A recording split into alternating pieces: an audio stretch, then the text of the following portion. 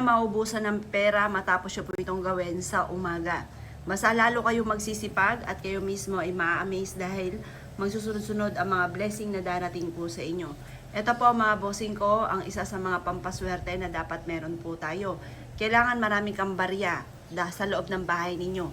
Alam niyo po ba na kapag ikay maraming barya, pati mga pakalat-kalat ng barya, yung nakakalat yung wealth, ultimo sa bawat sulok ng inyong tahanan, lalo na sa may likod ng pintuan ng inyong po main door, ang dulot niyan ay panghakot ng swerte lalo na sa pera.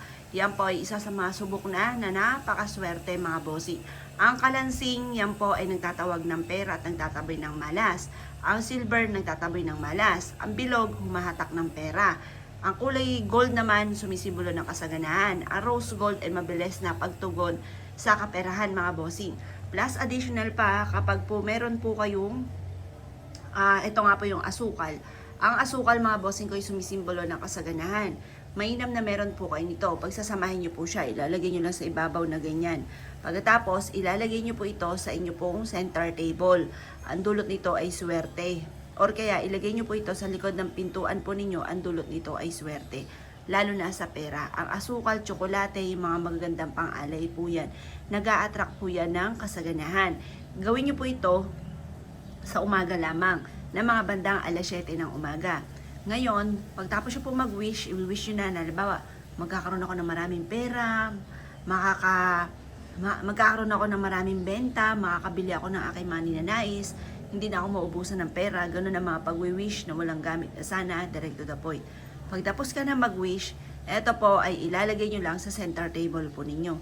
Tapos, hayaan nyo lang po siya doon, kahit good for 1 year na po siya. Pero kapag madumi na yung barya, hugasan nyo lang siya, tapos kahit gusto nyo, paltan nyo rin po yung asukal po ninyo, basta importante ay laging malinis. Ang dulot ito ay swerte. Kung mapapasin nyo, may mga kalakalawang na yung barya ko. Kasi ito talaga yung mga ginagamit ko ng mga pampaswerte, mga bossing. Kasi meron tayong mga nakakalat na wealth. Kasi kapag nakakalat po yan, mas marami yung pakalat-kalat ba yung wealth natin. Pero syempre, depende sa sitwasyon. Huwag yung mga mamahalin. Yung mga barya, pwede po yan. Yan po ay mabilis siyang humahatak ng swerte, lalo na sa pera. Kaya ako kininiwala at naisyo po yung gawin. Gawin nyo na po ito dahil proven po siya. At ako rin mismo ay naa-amaze sa mga pampaswerteng ito na hindi ko inaasahan na talagang sobrang blessing po ang dumarating. Kaya ako kininiwala at naisyo po itong gawin. Ay siya mga boss, good luck po sa inyo po lahat.